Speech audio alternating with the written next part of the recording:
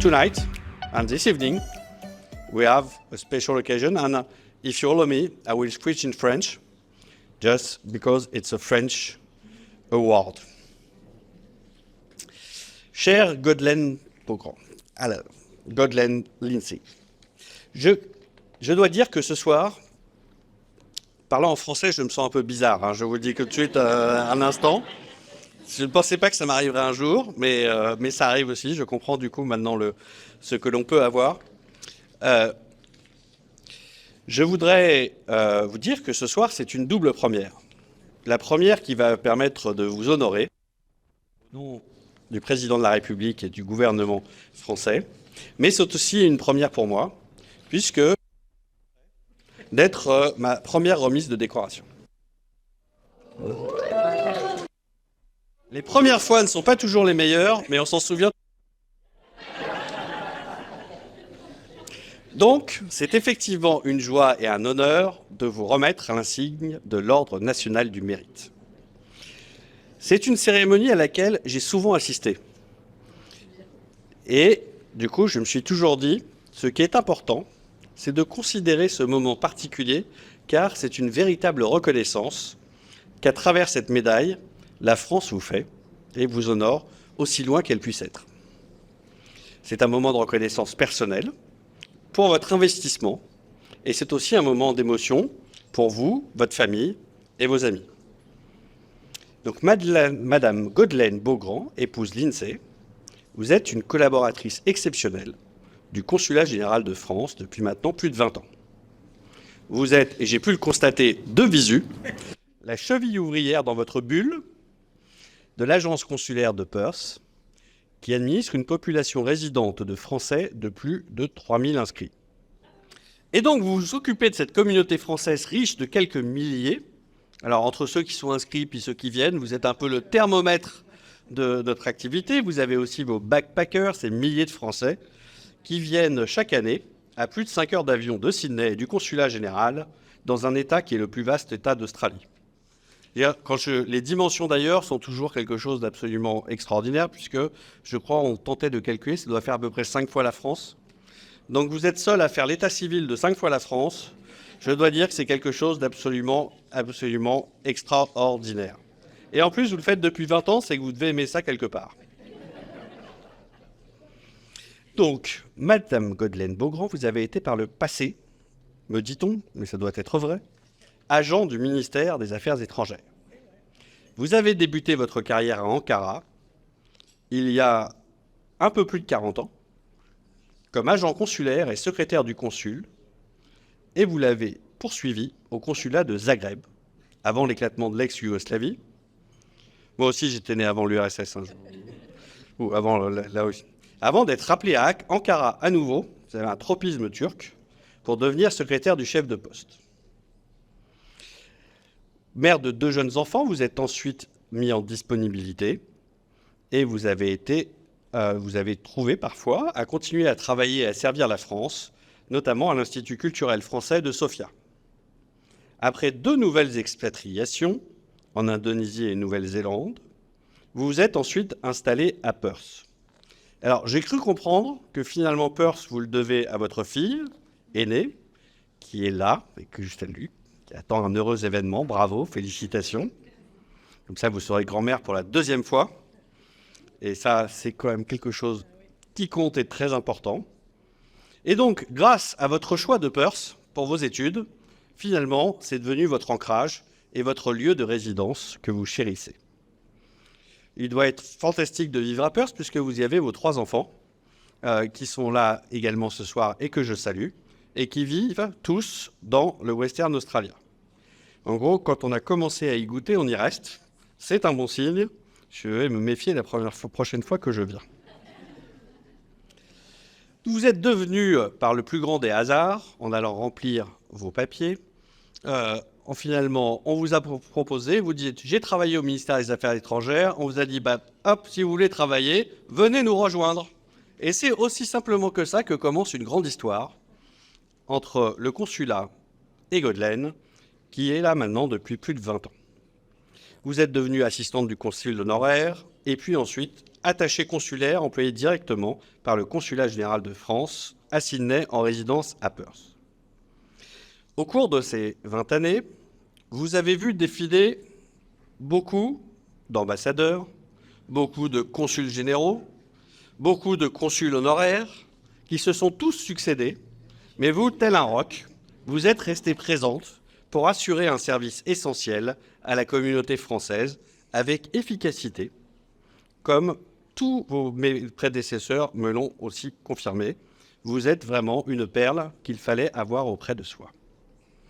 Vous êtes autonome, doté d'un jugement sûr, une expérience, un réseau solide auprès des autorités.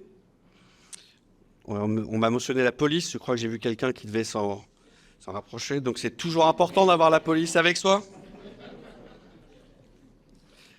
Les polices, les services sociaux, et vous n'avez jamais compté vos heures pour venir en aide à vos compatriotes. Vous avez été un point d'appui absolument exceptionnel en janvier 2020 dans un dossier de rapatriement d'un mineur français abandonné en Australie. Et pendant la crise du Covid, vous avez été particulièrement efficace et géré l'embarquement du premier vol affrété fin mars, dans la mesure où le personnel de Sydney lui-même ne pouvait plus se rendre à Perth. Et donc, vous avez été ce roc sur lequel la communauté française se repose.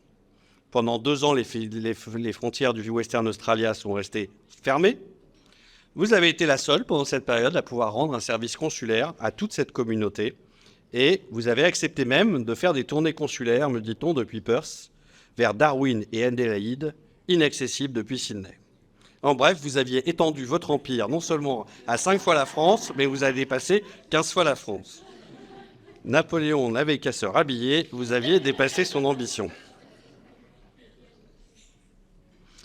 Et je dois dire que ça leur aurait pu faire naître une vocation chez vous d'aller carrément jusqu'à l'autre côté de l'Australie pour aller annexer Sydney, mais vous êtes revenu après cette crise à votre ancrage qui est celui de Perth.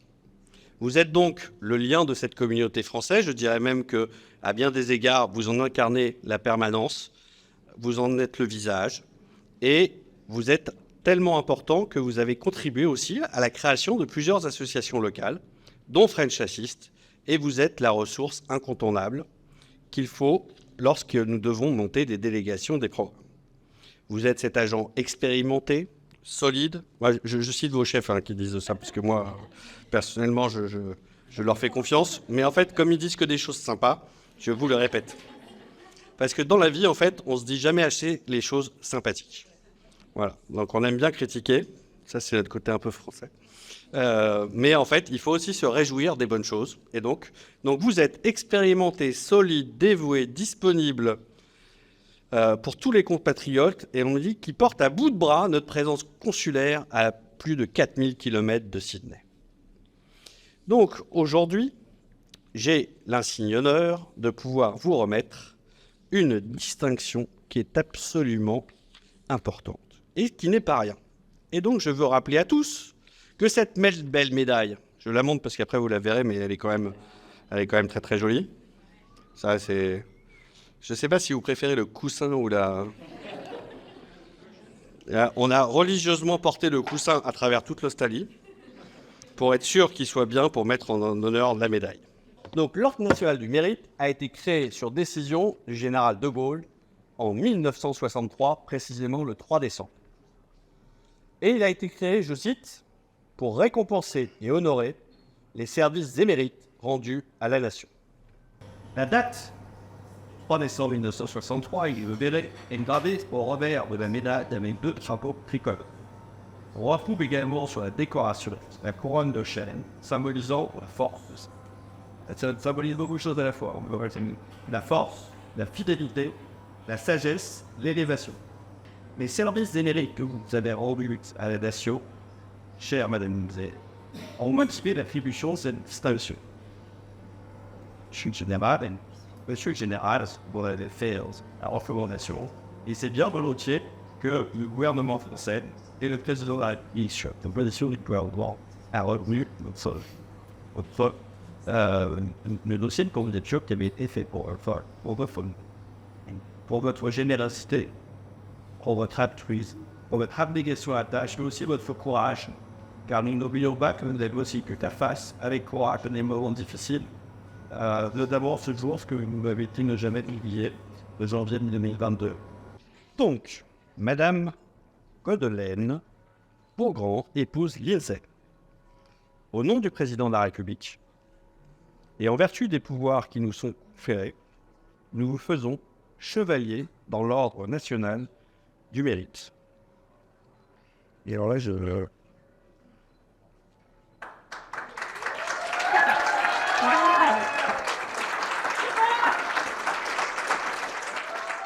So, like the ambassador, because it's a French medal, I'm going to speak French. But there is plenty of French people here who speak English, so you can ask a translator if you need one. All right? Merci, Monsieur l'ambassadeur. Je suis très honorée de recevoir aujourd'hui la médaille de chevalier de l'Ordre national du mérite.